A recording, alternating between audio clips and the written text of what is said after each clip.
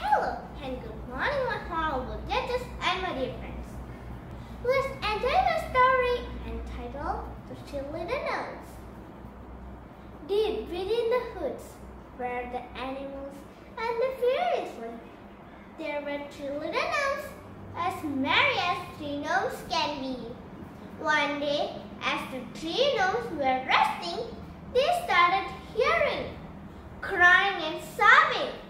When they went outside to see what was making the sounds, they found a little girl.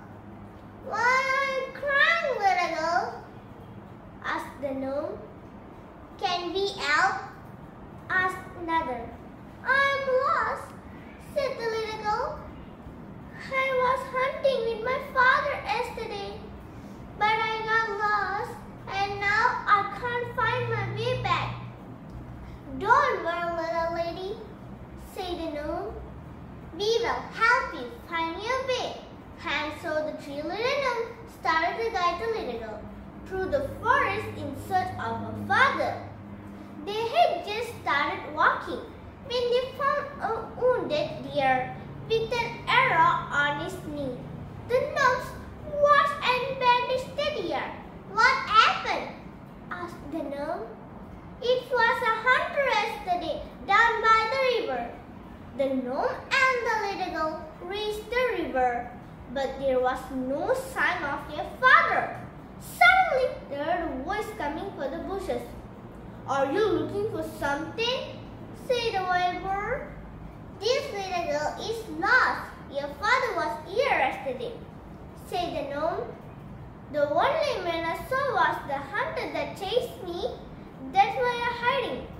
I could take you to the cottage where he lived, but the arrow hurts when I walk." The wild bird came out of the bushes, revealing several arrows on his back. The gnome and the little girl met in the bird woods to their cottage up the hill. "Good luck finding her house, little girl. I'm sure your father is very worried about you," said the wild bird.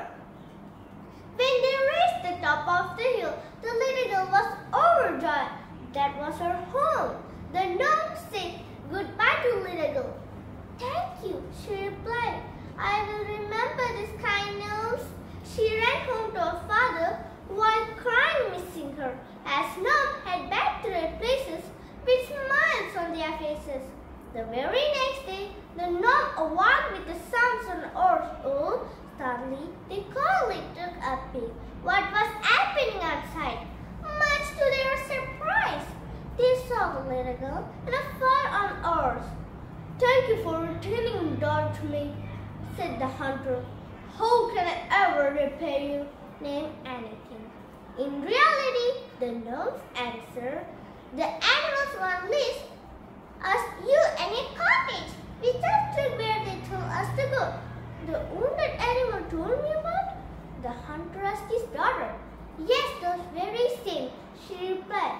"That is decided," said the hunter. "I shall never harm another one of the creatures of the forest. From now, I shall not cause you any more pain or sorrow, and I'm sorry that I ever did." The hunter and his daughter returned to the cottage.